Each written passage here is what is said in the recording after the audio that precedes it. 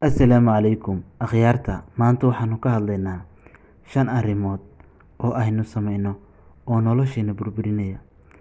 5tan arrimood badanaa waan sameynaa, laakiin ma wanaagsana nolosheena. Waxaa fiican inaan iska dayno. Lambarka koowaad waa eedaynta dadka iyo cudurdaarka. Haddii aad wax walba aad qof ku eedayso, ma wanaagsana, noloshaadan uma fiicna.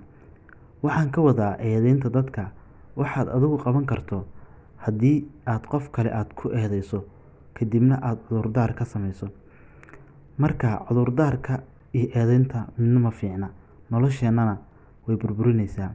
Tusaale ahaan, hadda Soomaaliya waa waddan aan dowlad lahayn oo burbur ah. Waxaad rabtaa inay Soomaaliya dowlad yeelato. Mar walba Soomaaliya waxaad ku eedaynaysaa dowladda.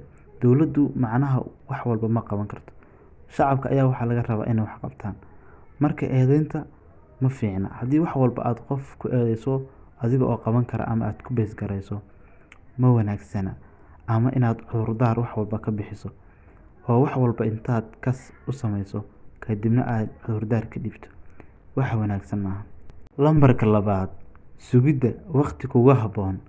Haddii aad wax walba aad sugtid oo aad tiraahdid waxaan waqtigan kuma habboona, waqti ay ku habboon yihiin ayaan raadinayaa, run ahaantii ma wanaagsana.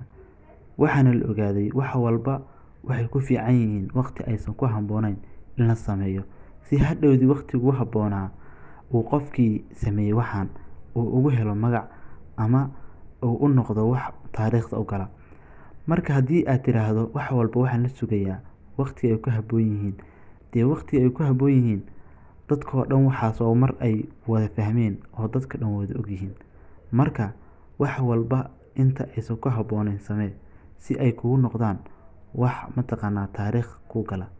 Lambarka saddexaad, ka welwelidda waxa ay dadka kale ka aaminsan yihiin.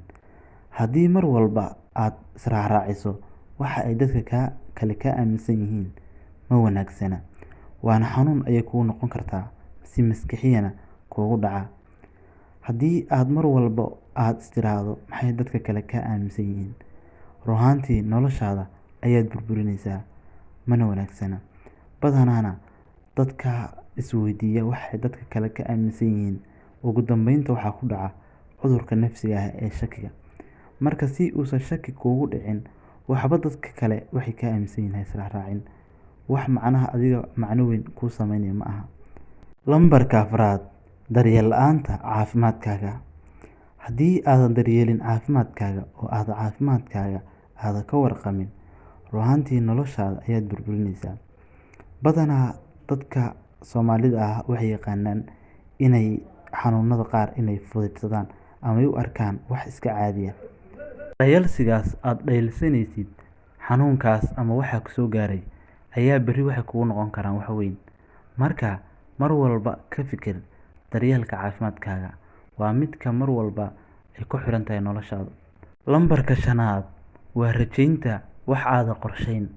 Haddii aad iska rajayso wax aad qorsheyn oo aad mar walba tiraahdo waxaas ayaan gaari doonaa, run ahaantii ma wanaagsana. Mar walba waxaa fiican waxa adigu aad qorsheysay ama aad wadadeeda hayso inaad rajayso. Laakiin haddii aad tiraahdo waxaas ayaan gaari doonaa, waxaasna ma sameynayo, run ahaantii wax iskeenaya ma aha. Noloshaadana way burburinaysaa oo waddo xun ayay ku horseedi doontaa. Waad ku mahadsan tahay daawashada muuqaalkan. Waxaan filayaa inaad wax badan ka faa'iiday. Fadlan subscribe noo saar. Mahadsanid.